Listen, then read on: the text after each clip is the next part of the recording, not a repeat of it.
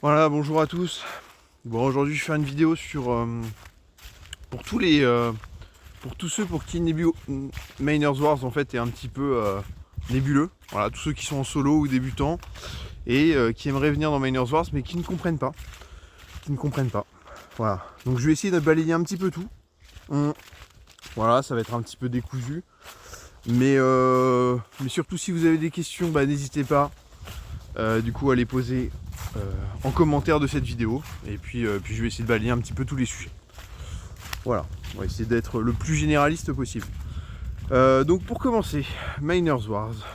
Donc pour commencer, la première chose qui revient fréquemment, c'est en fait vous ne pouvez pas être et dans Miners Wars et en solo. On ne peut pas envoyer un mineur dans Miners Wars et le reste de sa ferme en solo, etc. C'est complètement impossible. Donc pour commencer, c'est soit déjà la totalité de votre ferme est en solo, soit la totalité de votre ferme est dans Miners Wars. Voilà, c'est aussi simple que ça. Donc ensuite, sur Miners Wars, qu'est-ce que c'est en tant que tel? C'est une simulation de minage de BTC gamifié. Voilà.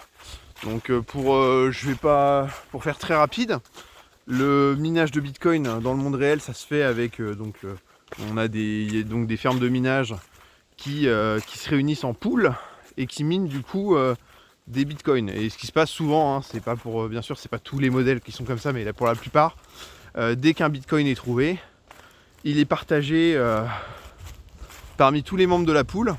La récompense de minage est partagée parmi tous les membres de la pool, proportionnellement à leur puissance de calcul. Voilà. Puisque plus on a de puissance de calcul, et bien plus on a de chances de trouver du bitcoin. Voilà. Voilà un petit peu. Et donc voilà. Et donc Miners Wars, c'est ce principe-là. C'est-à-dire que vous allez rejoindre un clan, qui est en gros, on pourrait parler d'une pool, quoi. Et donc dans ce clan, dès qu'un membre ou vous-même allez justement résoudre un bloc, bah, vous allez recevoir la récompense, une récompense en BTC qui va être partagée entre tous les membres du clan. Voilà, donc c'est ça la base. Et en plus, celui qui résout le bloc, il a une prime en Go Mining Token. Donc vous avez deux sources de revenus dans Miners Wars et la récompense Bitcoin qui est liée à tous les blocs trouvés par le clan. Et également la récompense Go Mining Token qui est liée à vous personnellement, la surprime dès que vous obtenez un bloc. Voilà un petit peu. Hop. changeons les armes. Voilà. Donc ça c'est pour les bases de ce qu'est un petit peu Miners Wars. Donc plus concrètement, votre puissance, vos TH et votre efficacité. En fait, vous allez avoir, ouais, je vais faire plus simple. Vous allez arriver dans Miners Wars, vous allez avoir des points par seconde. Les points par seconde, c'est le score. Ça va être vos chances. Vous allez générer un score chaque seconde. Et plus ce score est important, plus vous aurez de chance de résoudre un bloc. Voilà. Donc c'est vos probabilités de gain sur un bloc. Et puis vous pourrez voir même quand vous êtes dans l'application Miners Wars, il y a marqué en haut à droite, il y a mon clan. Vous verrez aussi du coup les chances de votre clan. Et donc, ce score, comment il est calculé?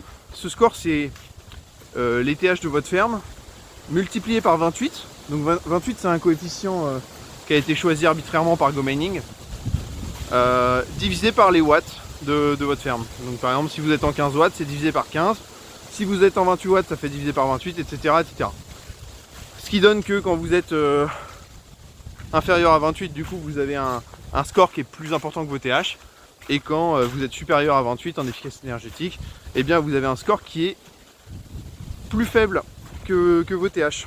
Voilà. Donc c'est différent, vous voyez, du solo, où dans le solo, en fait, ce qui importe, c'est simplement vos TH et votre efficacité énergétique qui gagnent du BTC. Bah là, en gros, c'est des chances de gain de bloc. Voilà. Alors, vos TH vont intervenir quand même.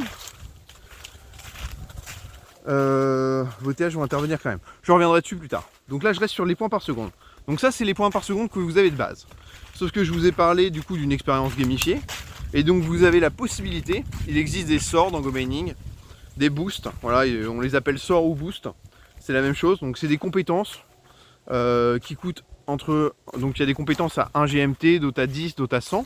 Et puis il y a des compétences aussi uniques qui ont un coût qui dépend de votre puissance de ferme ou de la puissance de votre clan. Et donc ça c'est des sorts, si vous les utilisez, en gros ça va booster votre score pour le round en cours. Donc il y a tout type de sorts.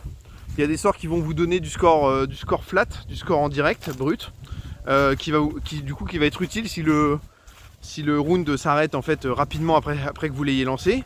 Il y a d'autres sorts au contraire qui vont vous rapporter des points par seconde et qui vont être du coup intéressants si le round dure très longtemps. Et voilà, il y a toutes les nuances qu'il peut y avoir. Il y a des sorts qui sont faits pour si le round dure vraiment très longtemps, d'autres qui vont être un bon compromis si ça dure moyennement longtemps, d'autres qui vont augmenter donc la puissance de toute votre équipe, etc. Donc ça, je vous laisserai découvrir tout ça. Mais donc c'est la difficulté justement avec les sorts, c'est de lancer le bon sort en fait adapté à la situation. Il faut savoir que du coup les rounds, donc les blocs, tous les blocs se déroulent en même temps, d'accord. Il y a tout un tas de ligues, mais ça j'y reviendrai peut-être un petit peu après. Mais tous les rounds ont lieu en simultané sur toutes les ligues. Donc bon. Mais ça je reviendrai sur ce concept là un petit peu plus tard. Et ce que je voulais dire sur les rounds, c'est que les rounds sont basés sur les rounds réels de la blockchain. Donc dès qu'il y a un round qui se termine en vrai, voilà, il se termine aussi dans Miners Wars, quoi. Et de là à dire aussi que les rounds durent en moyenne 10 minutes, mais qui sont totalement impossibles à anticiper. D'où la très grande difficulté de faire de la magie de manière rentable. Voilà, enfin, bon, à la limite ça, enfin, disons que c'est difficile de faire de la magie efficiente. Voilà, on va dire ça. Voilà, donc ça c'est ça. Donc vous avez votre score, pour revenir sur le score, qui peut être généré. Donc il est généré de base par votre ferme, en fonction de sa puissance et de votre efficacité énergétique.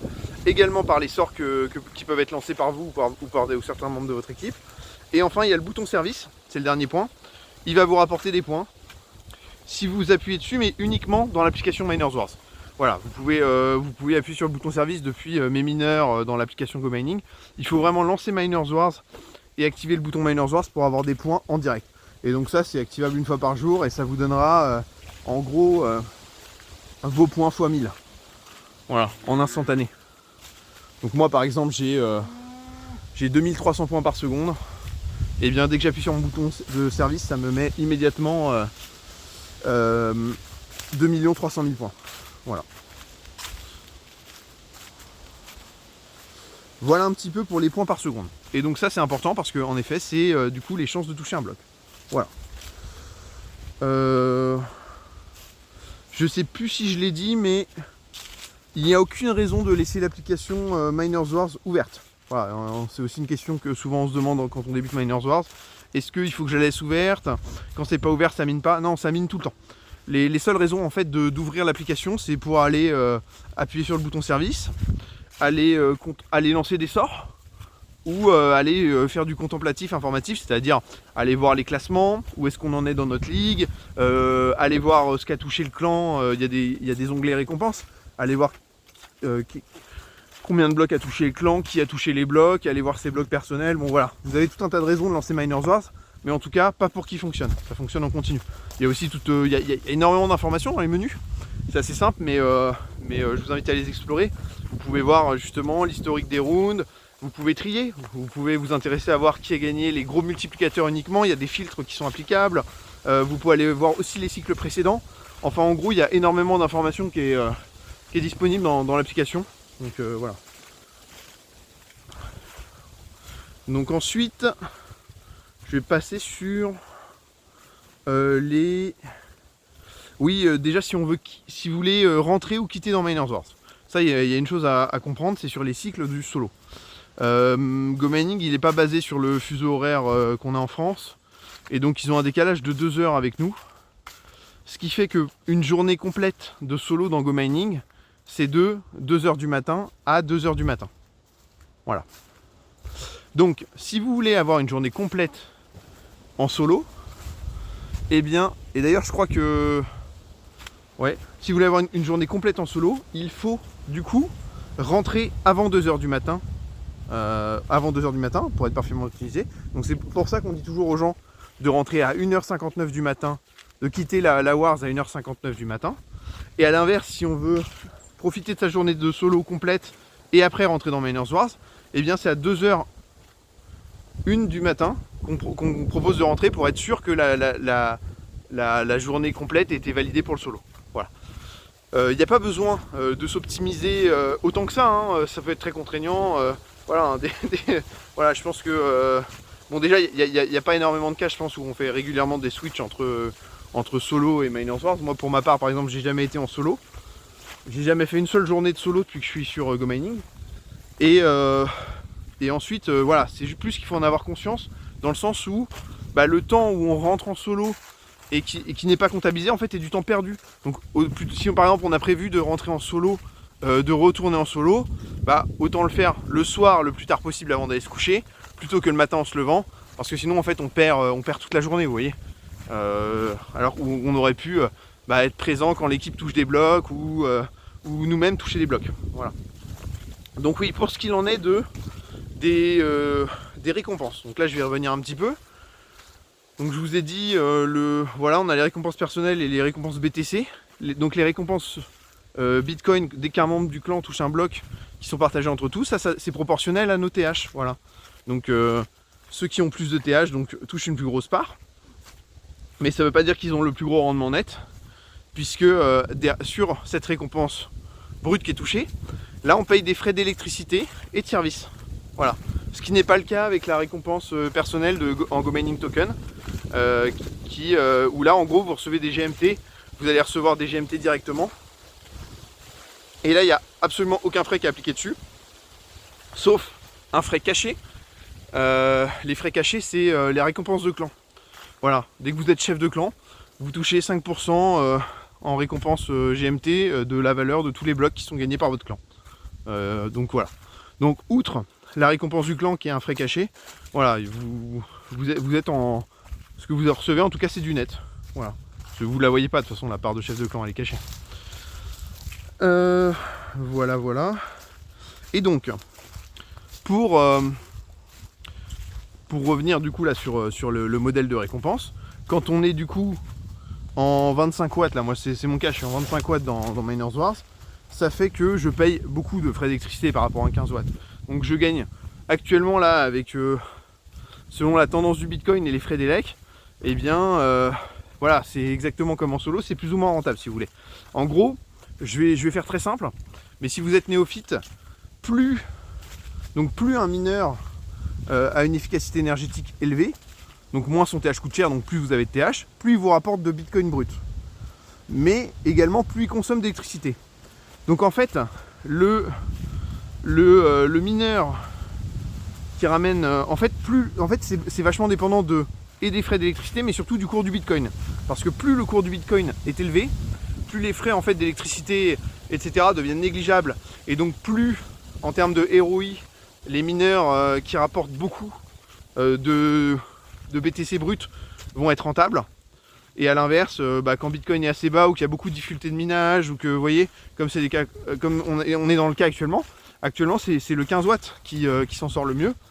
Mais là, si demain Bitcoin fait une poussée à tout un coup à, j'en sais rien moi, 140 000 $, bon là instantanément, tous les mineurs 28 watts, 35 watts qui rapportent pas grand chose aujourd'hui, enfin qui rapportent pas grand chose, les 28 watts quand même rapportent quand même un ROI pas dégueulasse, mais en tout cas beaucoup moins qu'avant. Ouais, on peut dire pas grand chose quand même. En tout cas les 35 watts ça doit être pas grand chose, même s'ils rapportent quand même, mais bon par rapport à un 15 watts c'est quand même bien négligeable. Et bien tout d'un coup ils se mettront à surperformer, parce qu'ils rapporteront tellement de BTC entre guillemets du fait que vous en avez en plus grand nombre que voilà. Et donc ça c'était pour expliquer aussi pour la part Satoshi à quel point c'est rentable ou pas. Et donc il y a des choses aussi à savoir, c'est que sur les stratégies, il y a plein de stratégies qui sont possibles. Vous voyez, il y a des stratégies avec des sorts, il y a des stratégies, il y a tout un tas de possibilités. Moi sur la chaîne, si vous suivez la chaîne de toute façon, je développe une approche qui est plutôt sans sort, parce qu'elle est performante, parce que les sorts c'est contraignant. Si on veut lancer des sorts optimisés, il faut être là au début du round, vous voyez, ça veut dire être présent sur l'application, etc. Donc il y a vraiment une grosse notion de contrainte. Et donc si moi j'estime que j'ai des très bons résultats sans sort, et qu'avec les sorts on peut faire quand même des assez grosses bêtises, d'accord. Là pour le coup ça devient du jeu, où voilà, il y a un côté un peu casino, etc. Donc voilà, c'est un peu plus compliqué, dans le sens où bah, vous êtes soumis à l'aléatoire de la durée des rounds, et donc soit vous avez une approche probabiliste, et donc ça va, mais si vous vous exposez aussi aux pulsions, il y a des rounds qui sont multiplicateurs, donc selon, en fait il y a des rounds qui valent des x2, x4, voilà, c'est toute une notion qui a été instaurée par Game Mining justement dans l'aspect gamifié dont j'ai pas encore parlé. C'est qu'il y a des multiplicateurs, donc il y a certains rounds qui valent beaucoup plus le coup d'être gagnés que d'autres. Voilà.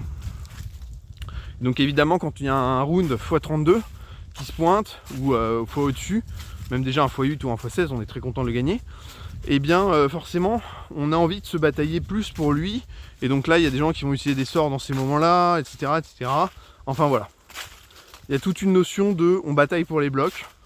Et voilà, il y a beaucoup d'approches possibles. Cette chaîne existe aussi parce qu'elle propose une approche, elle proposait une approche à la base qui était quasiment inexistante dans le panel de stratégie sur Miners Wars, qui était une approche justement no boost. Bon, nous de toute façon sur le Discord on a plutôt des bons résultats de manière générale, et moi je détaille mon parcours qui est aussi qui est quand même extrêmement bon. Donc du coup voilà, je pense que la stratégie, on va dire, l'approche no boost doit se démocratiser de plus en plus. Mais voilà, en tout cas tout ça pour dire qu'il y a un panel large et que je ne suis absolument pas représentatif de la majorité des joueurs sur Miners Wars. Donc de toute façon voilà. Ça voilà, si vous arrivez sur Go Mining via le biais de cette chaîne, eh bien sachez que ouais, vous n'avez pas du tout, en gros, la plupart de la communauté vous dira sûrement l'inverse de ce que je défends sur cette chaîne. Voilà. Voilà. Donc ensuite, une chose importante dont j'ai pas encore parlé, c'est sur l'aspect des récompenses. Donc elles sont quotidiennes en solo, elles sont hebdomadaires dans la Wars. Donc c'est tous les mardis que ça tombe. Et ça tombe pas directement le mardi matin, c'est variable. Parfois ça arrive tard, etc. Mais bon, ça arrive le mardi en tout cas. Donc pas avant l'après-midi, généralement, on est entre fin d'après-midi et dans la soirée. Voilà. C'est dans cet intervalle de temps généralement qu'on a nos récompenses. Et voilà. Donc ça c'est pour ça. Donc une fois que vous avez gagné vos blocs, etc., vous pouvez voir dans l'approximation de vos récompenses dans les menus de classement, etc., mais c'est en rien définitif, parce qu'il y a une chose dont j'ai pas encore parlé, mais la valeur des blocs, elle varie selon l'utilisation du taux de magie, selon le nombre de blocs. Voilà, s'il y a des gros multiplicateurs, ça peut diluer la récompense, etc., donc il y a plusieurs facteurs qui vont influer sur la valeur finale des blocs en GMT, mais aussi en BTC. Voilà. Par exemple, ce qui va faire la valeur en Bitcoin, donc là, qui sont les gains que vous partagez dans le clan, eh bien, ça va être la puissance de la ligue. Donc le nombre de TH présents dans la ligue. Et donc, il y a des mouvements dans les ligues. D'un coup, il y a des clans qui quittent la ligue pour se reformer dans une autre ligue. Il y a des arrivées, il y a des départs, etc. Et donc, il y a des mouvements. Donc la valeur des blocs peut varier. Voilà. Et oui, et donc ce qui compte, c'est la valeur du bloc au lundi soir. Voilà. On a plein qui s'étonnent de le mardi matin, ils arrivent, ils se disent ah bah ma récompense qui est annoncée, elle est toute petite, alors que les blocs valaient le double avant. Oui, c'est parce qu'en fait, dès qu'on arrive dans un nouveau cycle, la mise à jour fait qu'il se cale sur la nouvelle valeur des blocs où vous êtes, ou de la ligue où vous étiez. Et donc résultat, ça vous affiche une valeur qui est fausse, quoi. Mais à la fin, vous touchez bien la bonne valeur. Voilà, ça c'est pour ça. Et donc oui, donc pour revenir sur les ligues, j'ai pas trop détaillé. Il y a les ligues, il y a Dune, qui est tout en bas. Ensuite, si on termine dans le top 2 de Dune, on peut passer dans Horizon. Après, je crois que c'est dans le top 5 de Horizon, on peut passer dans Eclipse. Puis après Eclipse, donc c'est pareil, la même chose, on peut passer dans Horizon. Dans Odyssée, pardon. Odyssée qui est la ligue, du coup, la dernière ligue qu'on atteint, là où il y a les plus gros blocs. Actuellement, donc les plus petits blocs sont bien dans dunes. Il y en a des dizaines de dunes. Enfin, il y en a une dizaine de dunes. Ça dépend du nombre de clans. En fait, il y a 50 clans par dune, etc.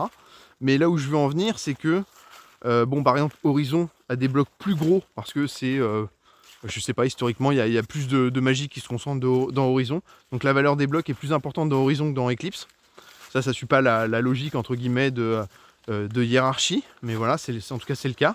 Et en fait, plus les blocs sont élevés, plus ils valent de GMT, plus ils sont durs à choper. C'est toujours la même chose. Parce que y a des mages qui se battent pour les avoir, etc. etc. C'est pour ça que le bloc est plus gros, etc.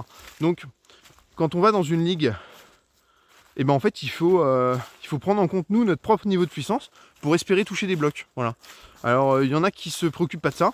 Si vous avez une stratégie de magie, vu que la magie vous permet d'acheter du score, vous pouvez aller dans n'importe quelle ligue, en fait. Et même s'ils sont gros, si vous faites beaucoup de magie, vous pourrez, en gros, gagner des blocs. Mais par exemple, moi, je défends une approche no boost. Donc, c'est-à-dire je lance pas de sort. Donc, je compte uniquement sur ma puissance intrinsèque liée à ma ferme. Et donc là, dans ce genre de cas, il faut absolument être dans une ligue, en gros, où on peut choper les blocs facilement, quoi. Voilà, tout simplement. Donc ça, je détaille ça, pour savoir dans quelle ligue aller, comment vous situer. Bon, voilà, il n'y a pas de souci, vous pouvez passer, on peut en discuter sur le Discord. Vous pouvez voir, hein, moi je détaillais dans Dune, j'ai détaillé jusqu'à il y a encore peu là, le parcours d'Azeriac, donc n'hésitez pas à aller le voir. Et donc voilà, pour se rendre compte de un 65 TH, comment il s'en sort. Là actuellement il y a les Templiers qui sont dans Horizon.